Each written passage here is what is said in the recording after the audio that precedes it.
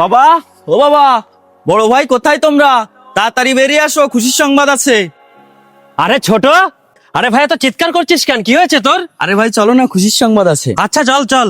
আব্বা, আব্বা জান, আমার তো চাকরি হয়ে গেছে আব্বা জান। বাহ বাজান, এটা তো খুবই খুশির সংবাদ। হ আব্বা, তুমি ঠিক কথা কইছো। ছোট চাকরি পাইছে, আমাদের আর দুঃখ কষ্ট থাকবে না। ছোট আমাদের মুখ উজ্জ্বল করছে। ছোট, আজ যদি মা বেঁচে থাকতো না, তাহলে সব থেকে বেশি খুশি হতো। হ বাজান, তুমি ঠিকই বলছো। তোমার মায়ের খুব শখ ছিল তোমাকে দুই ভাইরে পড়ালেখা করায়া মানুষের মতো মানুষ করব। তুমি তো তোমার নিজের কথা ভাবলা না, ছোট ভাইরে মানুষ করতে যায়া নিজের জীবনটাই নষ্ট কইরা দিলে।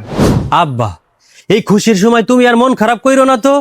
আমার ছোট ভাইটা চাকরি পাইছে, আরে ওই তোই আমার সব।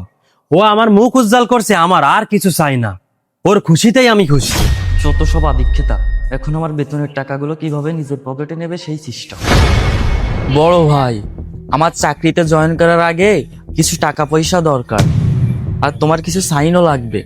এই যে আমি কাগজপাতি সব ঠিকঠাক ভাবে নিয়ে এসেছি, তুমি কিছু সাইন দিয়ে দাও। হ্যাঁ ভাই, অবশ্যই সই দিব। কোথায় কোথায় সই দিয়ে লাগবে আমাকে দেখাই দে। বাবা সাগর, একটু ভাইবা দেখলে হইতো না বাজান? আব্বা, তুমি এইগুলা কি কও? আমার ছোট ভাইয়ের চাকরির জন্য শুধু একটু সই তো লাগবে, আমি দিয়ে আসবো। আচ্ছা বাজান, তোমার যা ভালো মনে হয় তুমি তাই করো। এই যে ভাই, এখানে একটা দিবা, এখানে একটা দিবা, আর এখানে একটা দিবা। আচ্ছা ভাই, দে। আসো, আজ না এই বাড়ি ঘর পয় সম্পত্তি সব আজকে থেকে আমার। আব্বা, আব্বা কি হয়েছে তোমার? আব্বা, তোমার ছোট ভাই কি করতেছে এটা? আরে ছোট, কি হয়েছে?